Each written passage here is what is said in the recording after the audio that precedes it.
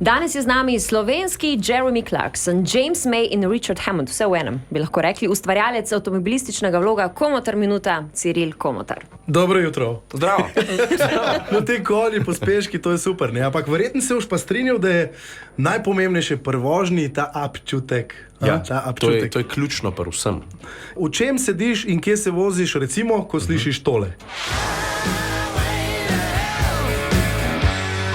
Amerika, Route 66, en star Mustang. No, to pa je zdaj nabor predsedniških kandidatov, ko prepevajo Golico. Me prav zanima, kam te to zapelje.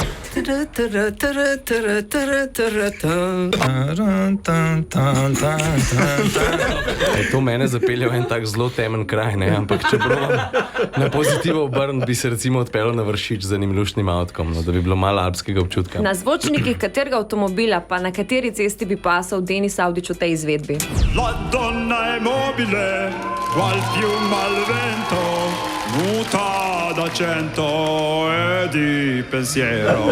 Jaz bi da Denisa sam zaradi tega, ker je tako grozodejstvo naredil na en sedež kakšnega Trabanta, ki je sicer super avto. Kaj kontrasti privlačijo. Bi lahko rekli, da ima vsak avto svojo dušo, svoj karakter. Ja, čist vsak. Povej, kater avto bi bila recimo Jana Morel? A veš kaj? Jaz mislim, da bi bila ti en tak eleganten Mercedesov kabriolet. Po mojem, no? Kaj pa Denis? Ne bo Golf dvojka, ne? Ampak je spimpan do konca, tako na okusen način. Ne? Ja. Zelo pameten, pa lepo se pele, kljub temu, da zgleda malo švoh.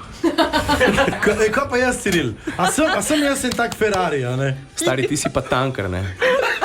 Zato, ker te ima več skupaj, pa tudi malo težje se ustaviš. Še več zabave na radio1.si.